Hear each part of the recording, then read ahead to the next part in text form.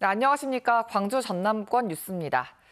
광주와 전남 일부 지역에 강풍과 호우특보가 내려지면서 곳에 따라 바람이 강하게 불고 비가 내리고 있습니다. 천둥, 번개도 치고 있어서 출근길 안전에 유의하셔야겠는데요. 취재기자 연결해서 자세한 상황 알아보겠습니다. 네, 손민주 기자, 지금 비가 얼마나 내렸습니까? 네, 어제 밤부터 조금씩 내리던 빗줄기는 오늘 새벽부터 거세졌습니다. 현재 광주와 나주, 영암, 무안, 한평, 목포, 신안에 호우주의보와 강풍주의보가 동시에 내려졌는데요. 오전 6시부터 1시간 동안 장흥 32.3, 강진 성전 24.5, 화순 농주 18mm의 집중호우가 쏟아졌습니다. 또 비와 함께 초속 20mm가 넘는 돌풍이 불고 있는데 아직 항공기가 결항되거나 여객선 운항이 통제된 곳은 없습니다. 광주지방기상청이 비가 내릴 곳에는 우박이 내릴 가능성이 있다고 예보한 만큼 시설물 관리와 농작물 피해 예방에 각별히 주의하셔야겠습니다.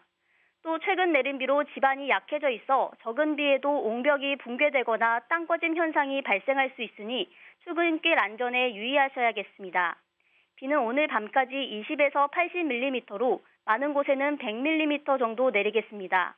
내일도 30에서 80mm의 비가 내리겠고 내일 오전까지 시간당 30에서 60mm의 집중호우가 올 수 있겠습니다. 지금까지 보도국에서 전해드렸습니다. 거리 곳곳에서 정당 현수막 많이 보시죠. 위험하고 불편하다는 목소리가 나오자 광주시가 사실상 도로 주변에 현수막을 걸지 못하게 조례를 만들겠다고 나섰는데요. 상위법과 충돌할 소지가 있어서 실제 적용 여부는 지켜봐야 합니다. 양창희 기자의 보도입니다. 도로 주변에 여럿 설치된 현수막. 저마다 한쪽에 정당 이름이 적혀 있습니다.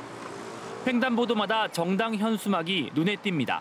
지난해 정당 현수막을 신고 없이도 걸 수 있도록 법이 바뀌면서 생겨난 변화입니다. 정당 활동을 독려하자는 취지인데 불편하다는 목소리도 많습니다. 일반 시민들은 솔직히 저거 얼마나 읽어본 사람이 얼마나 있고 시기에 가려서 그 차량이라든지 좀 불편해요. 이에 광주시가 정당 현수막 규제 조례안을 내놨습니다. 횡단보도와 버스 정류장 30m 안에 현수막을 못 걸게 했고 신호기, 가로등, 가로수에 연결하는 방식도 금지했습니다. 5.18 폄훼, 개인 비방 금지 등의 내용 규제도 있습니다. 각 정당이 걸 수 있는 현수막의 개수를 동별로 4개 이하로 제한하는 내용도 조례안에 포함되어 있습니다. 이렇게 되면 사실상 도로변에 지금처럼 현수막을 걸 수 없습니다. 대부분 이제 그 시인성이 좋은 교차로 사거리나 통행이 이렇게 방해되는 이 조례가 시행이 되면 사실 거의 그런 현수막은 설치를 할 수 없게 됩니다. 문제는 이 조례가 상위법인 5개 광고물법과 충돌한다는 겁니다. 법에는 현수막의 개수나 설치 규격 등을 시행령이나 조례에 위임하는 조항이 없기 때문입니다. 실제 광주시 조례안과 유사한 인천시 조례가 지난달 시행되자 행정안전부는 무효 소송을 제기했습니다. 광주시 조례안에 대해 행안부 관계자는 현재 입법 예고 기간인 만큼 상위법과의 충돌 여부를 검토 중이라고 밝혔습니다. 소수 정당의 반발도 나옵니다. 정책을 일상적으로 설명할 수 있는 여러 가지 제한이 너무 많기 때문에 사실 지금처럼 궁여지책 같은 방식들이 계속 나올 수밖에 없는 한계를. 광주시는 19일까지 조례안에 대한 의견을 받은 뒤 다음 달 조례 제정을 추진할 계획입니다. KBS 뉴스 양창입니다. 오늘부터 전면 파업을 예고했던 나주교통 노동조합이 파업을 잠정 유보했습니다. 나주시는 나주교통 노조가 오늘로 예정된 총파업을 철회하고 사측과 재협상을 결정함에 따라 오늘 나주 지역 시내버스는 정상 운행된다고 밝혔습니다. 나주교통 노조는 기본급 인상과 마을버스 도입에 따른 감축 인원의 고용 승계를 요구하며 오늘과 내일 파업을 예고했습니다. 물처럼 부드럽고 여리개를 주제로 열린 제14회 광주 비엔날레가 94일간의 대장정을 마치고 어제 막을 내렸습니다. 올해 비엔날레에는 전 세계 31개 나라 작가의 작품 340여 점이 전시됐으며 관람객 50만여 명이 다녀갔습니다. 관람객 조사 결과 종합 관람 만족도는 75.9%로 2012년 이래 역대 최고 수준을 기록했습니다.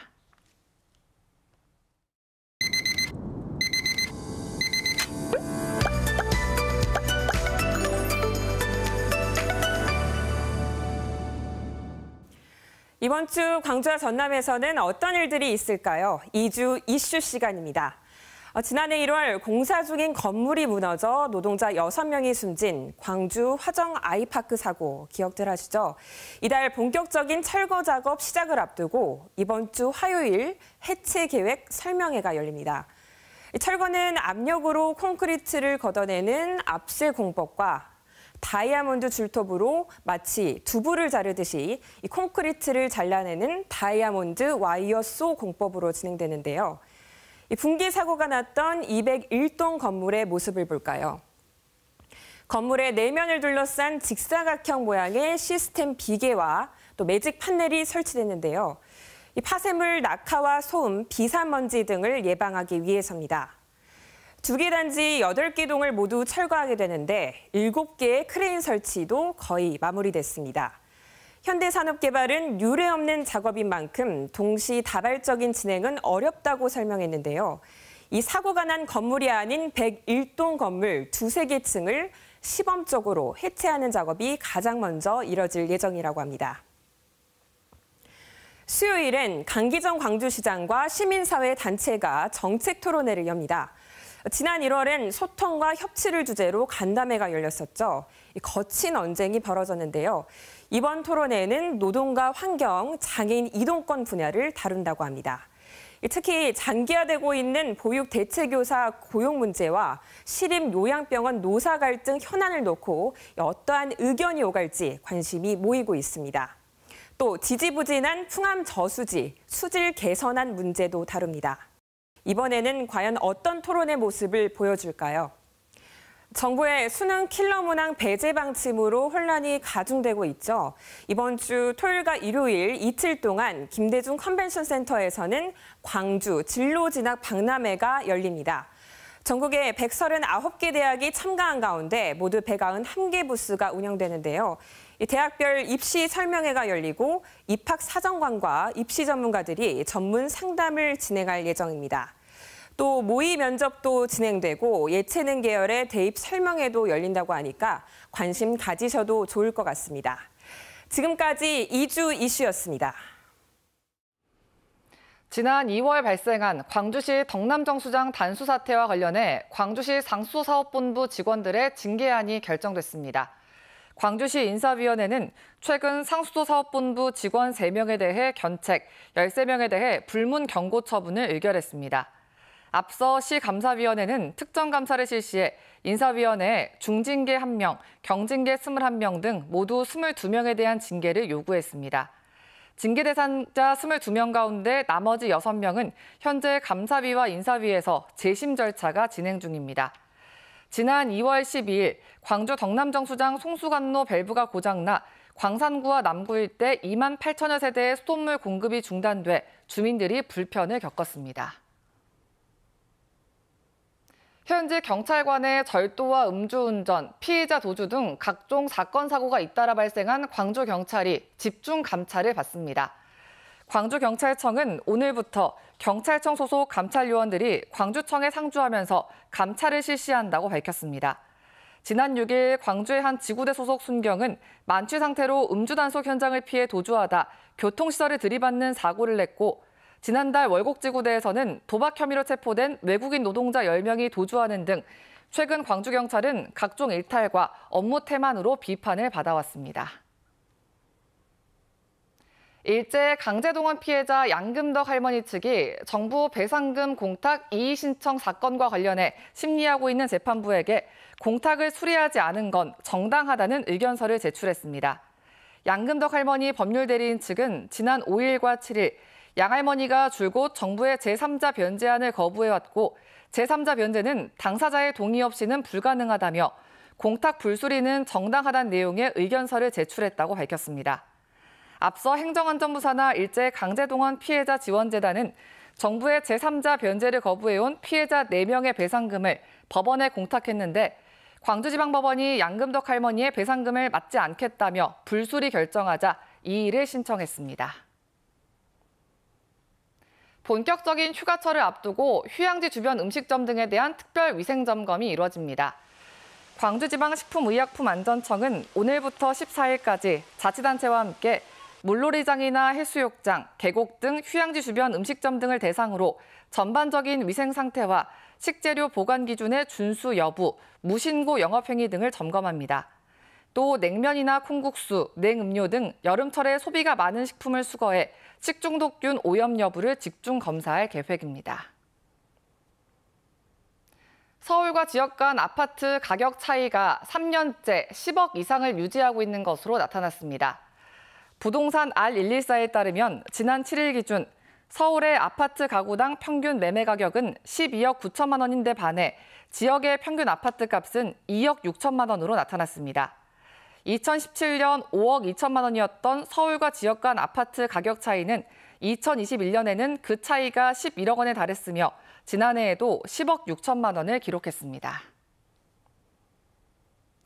화순군이 세계보건기구 WHO가 백신 불평등 해소를 위해 추진하는 글로벌 바이오 캠퍼스 후보지로 선정됐습니다.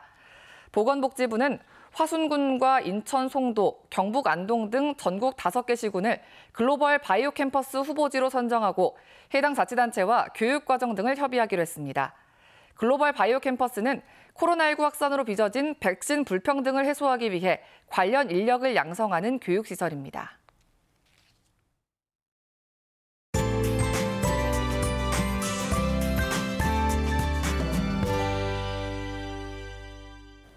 곳곳에 강한 비구름이 유입되고 있습니다. 현재 일부 지역에는 시간당 20-30mm 안팎의 세찬 비가 쏟아지고 있습니다. 이에 따라서 광주와 전남의 6개 시군에는 호우주의보와 또 강풍주의보가 발효 중인데요.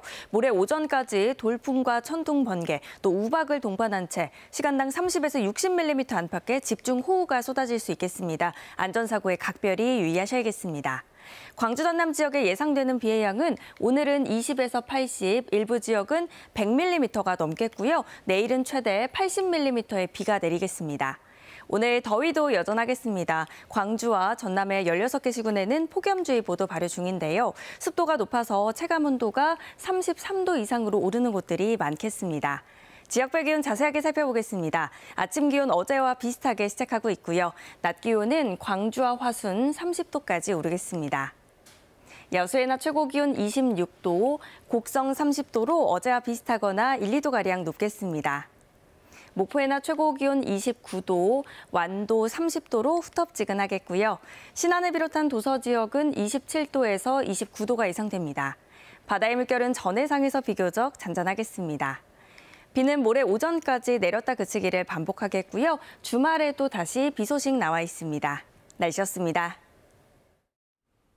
7월 10일 뉴스광장 마칩니다. 시청해주신 여러분 고맙습니다.